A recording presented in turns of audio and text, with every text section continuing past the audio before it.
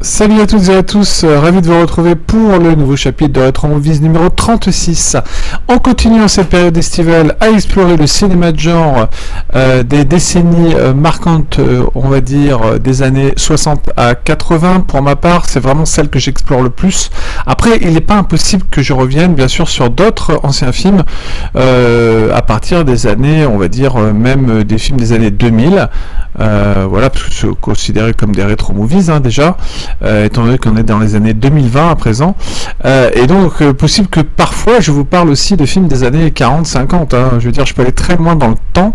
Voilà. En parlant de temps, nous allons parler d'un film justement qui parle d'une machine à remonter le temps, ou en tout cas en l'occurrence ici c'est plutôt elle va pas remonter le temps, elle va aller vers le futur. C'est une autre machine qui remontera le temps, mais c'est un autre film, d'ailleurs toujours tiré d'un roman de H.G. Wells, puisque le film dont on va parler ce soir, c'est le film excellentissime donc de Nicolas Meyer, réalisé en 1979, plutôt sorti en 1979, donc C'était demain, Time After Time, et donc avec une distribution hors pair, puisqu'on y retrouve d'excellents acteurs de l'époque comme Malcolm McDowell, comme David Warner, récemment décédé, paix à son âme, excellent acteur anglais. Bon, Malcolm McDowell, vous le connaissez, Orange Mécanique, etc. Film donc qui a fait sa renommée, on va dire, et qui a marqué, je dirais, sa carrière quand même. Et on retrouve également Mary Steenburgen, très jolie brune, actrice américaine vraiment très charmante, et en tout cas très convaincante dans ce film. En amoureuse érudite de H.G. Wells, jouée par l'excellent Malcolm McDowell. Alors la musique est signée Miklos Rozsa, donc la réalisation Nicolas Meyer. Nicolas Meyer, pour vous situer, c'est un réalisateur donc qui a fait quelques films. Il n'a pas une énorme carrière en tant que cinéaste, mais il a quand même participé à pas mal de scénarios.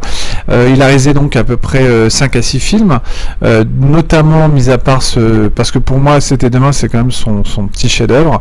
Je dirais que les autres films qu'il a réalisés qui sont vraiment dans le haut du panier, c'est Le jour d'après, et puis ensuite vous avez également un très bon Star Trek, le Star Trek 2, La colère de Khan, et puis voilà, je ne sais plus, il faudrait que je revienne sur sa filmo, mais en tout cas, pourquoi j'ai choisi de vous parler ce soir de Time After Time? Alors, avant que je continue, comme d'habitude, je préfère vous mettre évidemment pour vous soyez dans l'ambiance, toujours la musique en fond, celle de Miklos Rozsa, voilà, comme ça au moins ça vous met tout de suite une ambiance. Je vais vous mettre également donc les images du film, voilà, pour vous donner un aperçu en tout cas de ce qu'il en est. Vous les avez déjà à l'écran. Je vous mettrai donc ensuite vraiment un petit trailer. Voilà, pour restituer donc un peu les images du film en mouvement. Pourquoi j'ai choisi C'était demain? Donc C'était demain nous raconte l'histoire de l'écrivain. C'est même pas l'écrivain en fait, là c'est H.G. Wells, en fait il s'appelle comme l'écrivain en fait, qui est l'auteur, ou plutôt l'inventeur, et qui est l'auteur aussi bien sûr du roman original, bien sûr La machine à explorer le temps. Mais là donc en l'occurrence le scénario donc nous compte, et idée brillante du scénario nous compte donc l'histoire du savant H.G. Wells en fait qui a inventé une machine à explorer le temps, et qui va donc se retrouver en gros, je vais essayer de synthétiser tout ce qui est l'histoire, parce que il y a quand même pas mal de choses à dire sur le reste. Et ici donc parmi un soir, ça se passe au début en 1893 je crois, et ça se passe à Londres évidemment. Donc H.G. Wells donc invite quelques personnalités scientifiques, etc. Parmi ces personnalités, donc un homme se cache sous l'identité bien plus terrifiante de Jack l'Éventreur, et puisque donc Jack l'Éventreur donc se retrouve dans cette soirée, puisqu'il est considéré comme un éminent médecin, Et puis il va trouver quand H.G. Wells donc va dévoiler en fait la machine à explorer le temps qu'il a inventée, Jack l'Éventreur va profiter de l'opportunité en fait unique pour lui d'aller faire ses méfaits non pas à l'époque où il vit, mais plutôt vers le futur, pour voir comment les choses ont évolué, surtout par besoin de curiosité exactement, plus précisément. Et donc il va se retrouver donc en 1979, voilà. Donc, et puis ensuite bien sûr H.G. Wells va découvrir qu'il a utilisé la machine. La machine, comme il a oublié un élément clé qui permet à la machine donc de rester, enfin de vous emmener dans le futur, mais en fait de rester toujours sur place. Donc H.G. Wells va pouvoir l'utiliser grâce à une clé qui permet justement de la garder, si vous voulez, sur place. Une clé spécifique en fait, et donc H.G. Wells va saisir l'opportunité de suivre donc le personnage joué par David Warner, donc Jack l'Éventreur, pour le rejoindre à la même époque, donc à San Francisco en 79.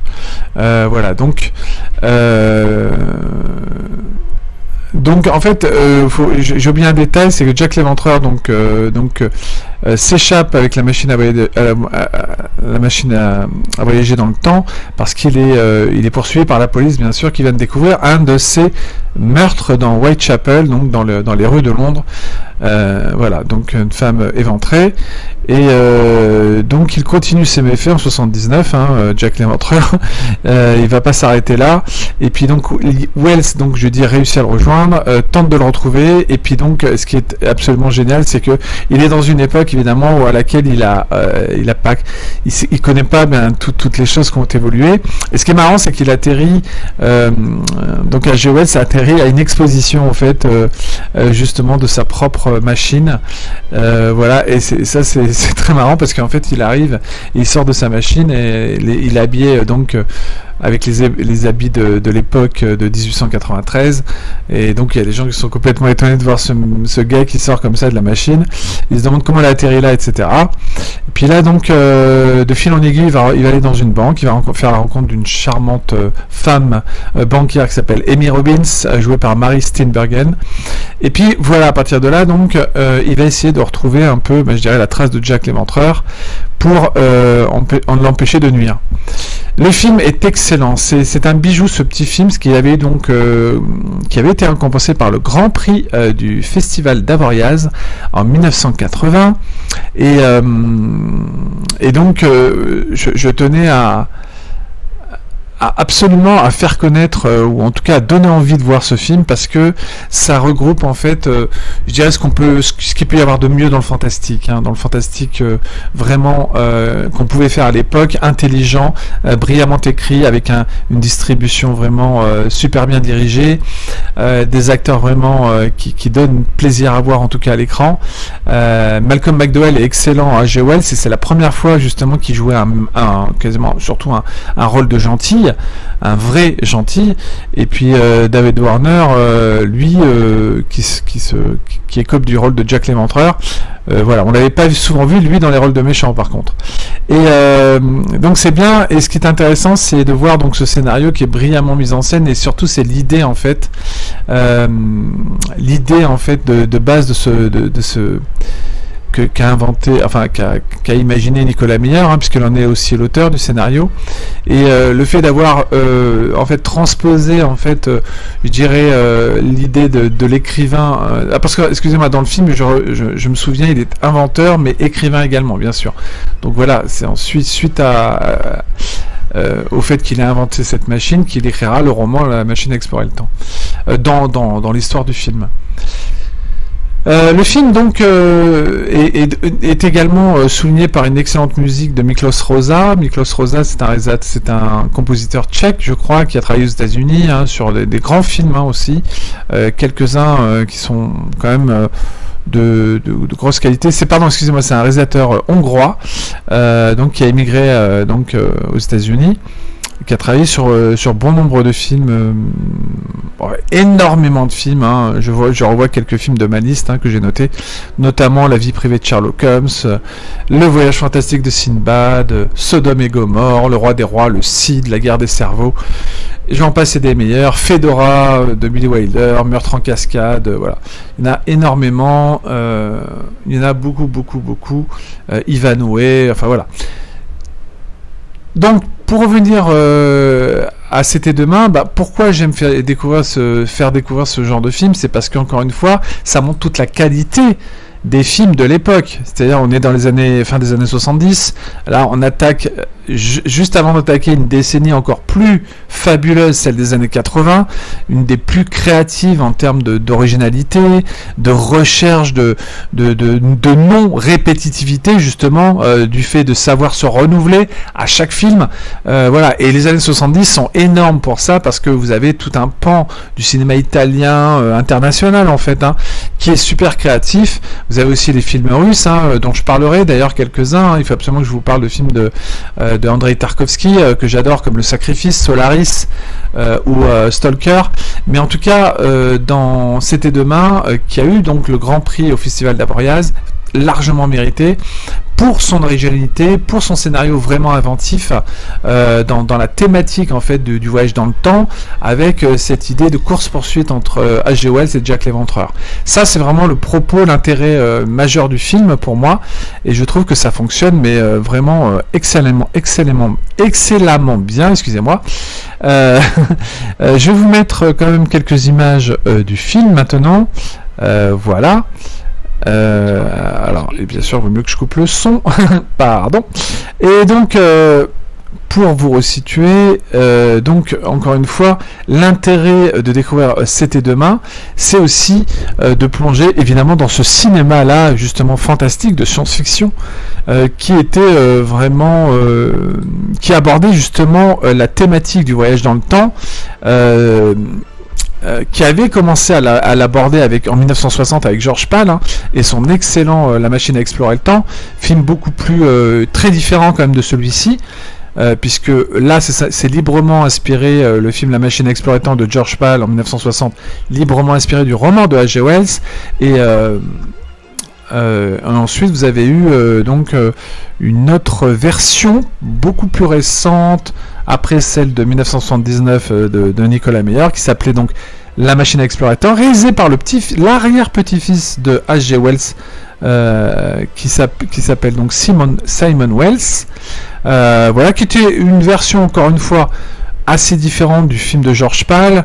Moi, je préfère le film largement de George Pal, parce qu'il a vraiment ce côté à l'ancienne que j'adore, avec ses décors, même s'il a un peu vieilli, c'est pas grave, il y a quand même cette magie qui opère.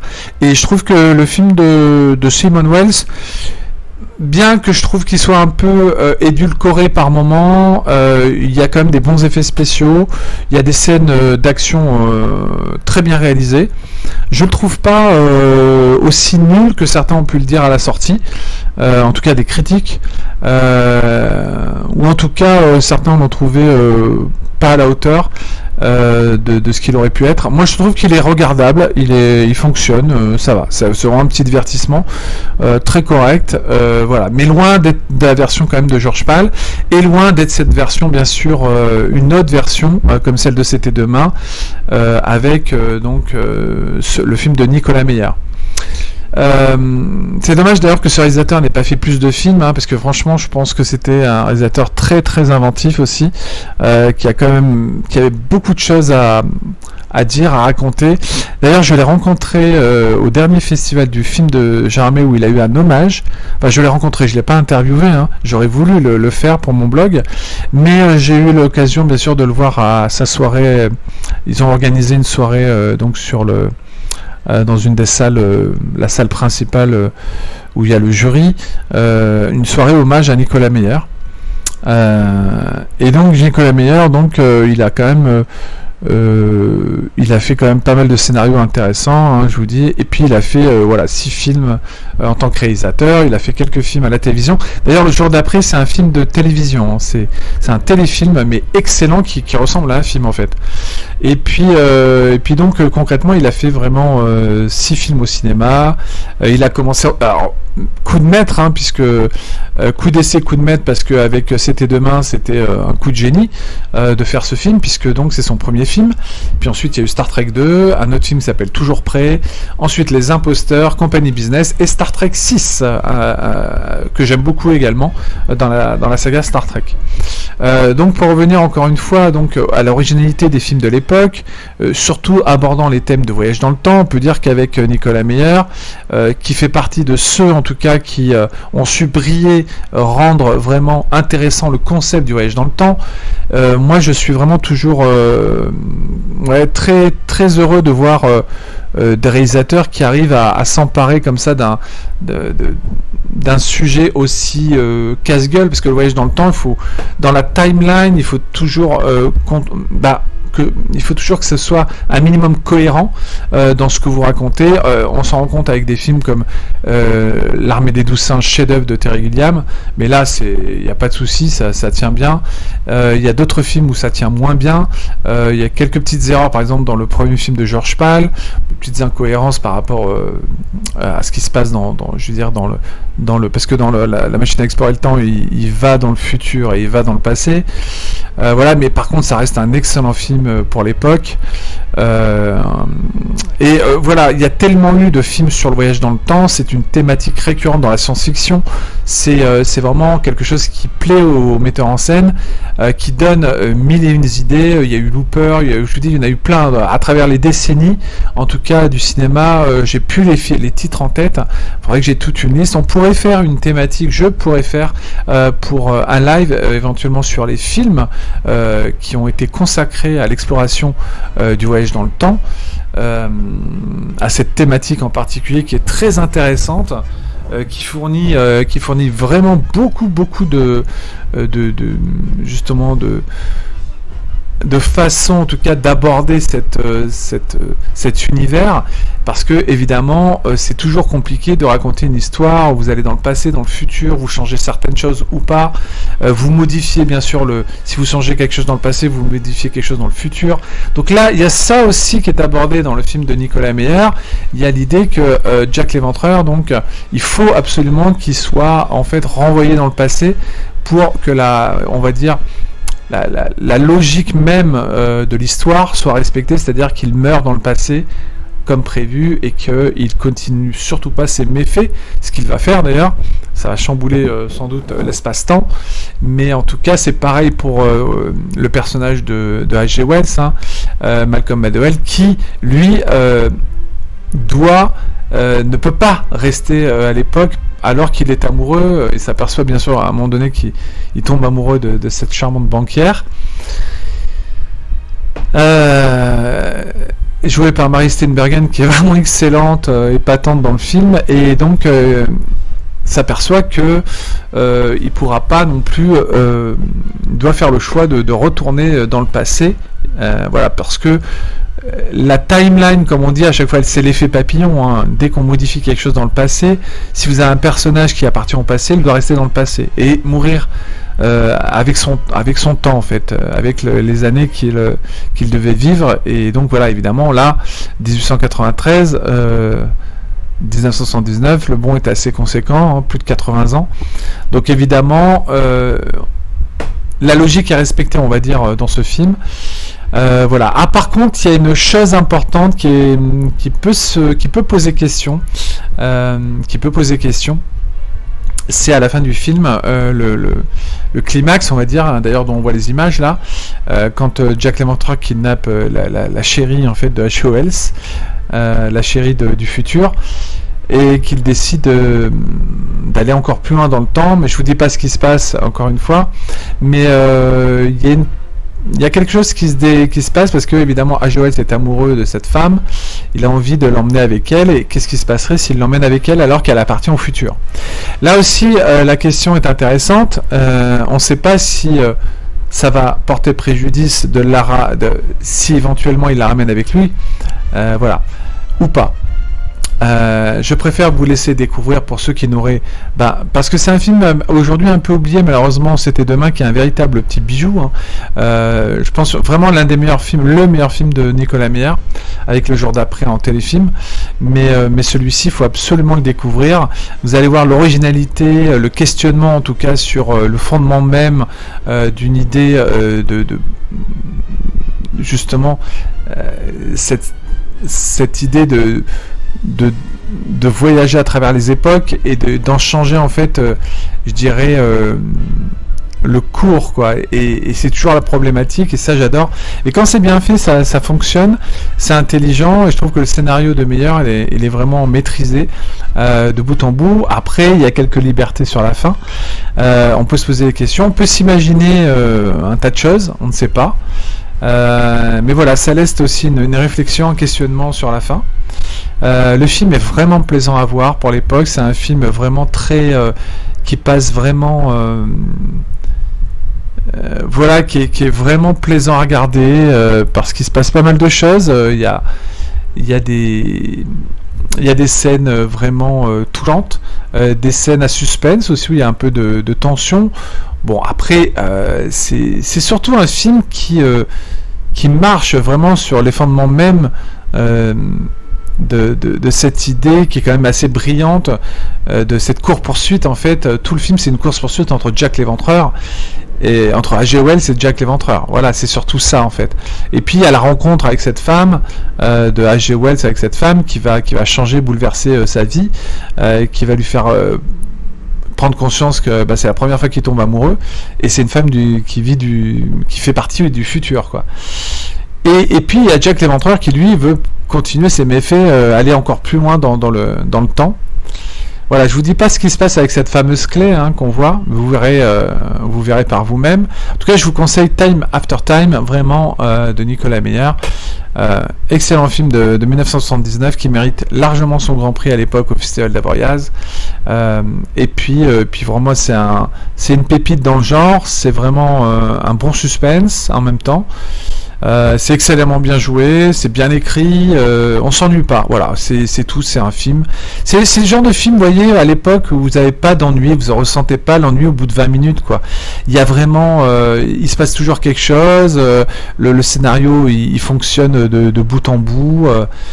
Franchement, et c'est ça qui est intéressant, c'est parce que moi, des films comme ça, 79, voilà, je veux dire, je les ai découverts même pas en salle, bien plus tard, par ma passion d'explorer en fait les magasins.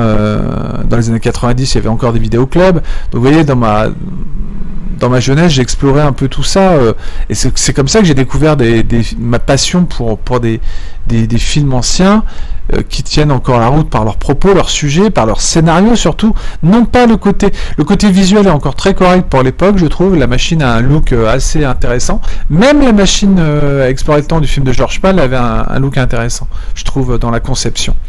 Non, là je vous dis, c'est une histoire de vraiment de créativité, justement de savoir donner vie à des personnages vraiment attachants, de rendre l'histoire un minimum crédible, de laisser aussi ouvertes des questions sur le voyage dans le temps. Qu'est-ce qui se passerait si, qu'est-ce qu'on ferait si ça se passait comme ça, etc. C'est ça, c'est un film aussi qui apporte la réflexion, c'est assez intéressant par rapport à ça. Voilà, donc n'hésitez surtout pas, faites-vous plaisir si vous avez l'occasion de découvrir ce film, C'était Demain, Time After Time de Nicolas Meyer, sorti en 79. Donc, et franchement, vous ne le regretterez pas. Enfin, moi je vous le conseille. Après, c'est un avis toujours très personnel, très subjectif, ce que je donne comme avis, mais franchement, vous seriez, ce serait vraiment dommage de passer à côté d'un tel film. Excusez-moi, attendez, je voulais mettre une dernière affiche. Voilà, passer à côté de ce film, ce serait dommage, tant il est vraiment plaisant à regarder, quoi. C'est bien rythmé.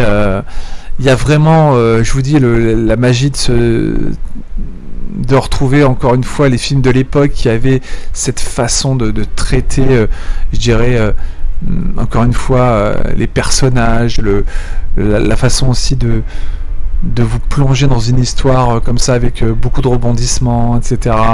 De faire des effets spéciaux soignés à l'époque, des effets spéciaux. C'est un budget qui n'a coûté même pas 1 million, je crois, le budget de ce film, de dollars.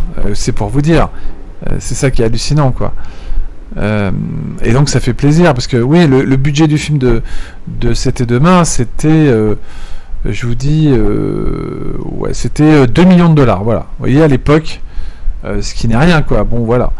Donc vraiment, ça fait toujours plaisir de retrouver de tels films, et c'est pour ça que je suis là pour justement vous parler de ces pépites, comme vous le savez. Et on se retrouve bientôt pour un Retro Movies 37, bientôt ensuite pour la rentrée, pour les émissions en live. Et puis il ne me reste plus qu'à vous souhaiter donc une excellente semaine à venir. Et écoutez, je vous dis à très bientôt sur Attention ça tourne, avec le nouveau Retro Movies. Sachez une dernière chose, c'est que je parlerai également en alternance maintenant, à partir de la rentrée, des fois de films de l'actu que je choisirai, que j'ai vu au cinéma, et dont j'ai envie de parler, voilà. Des films en général qu'on va dire que j'ai aimé ou pas, on verra. Mais en tout cas, je reviendrai sur l'actu ciné de temps en temps également. Voilà, pour parler aussi des films à l'affiche, avec de façon solo ou alors avec mes intervenants. Voilà, vous avez mes intervenants donc habituels, hein, voilà, qui sont souvent là, qui viendront, Julien, Patrick, Olivier, alias Babas, etc. Voilà, il ne me reste plus qu'à vous souhaiter une excellente semaine, et surtout continuer à voir, à tenter des films que je vous propose. Franchement, pour certains, et après c'est très personnel bien sûr, mais franchement, essayez au moins de vous intéresser au vrai cinéma de l'époque, celui qui avait vraiment de la créativité, de l'ingéniosité dans ce qu'il proposait, etc. Et C'était demain en fait vraiment évidemment partie. Voilà, il ne me reste plus qu'à vous dire à très bientôt pour le prochain Retro Movies. Voilà, et bonne semaine à tous. Bye bye.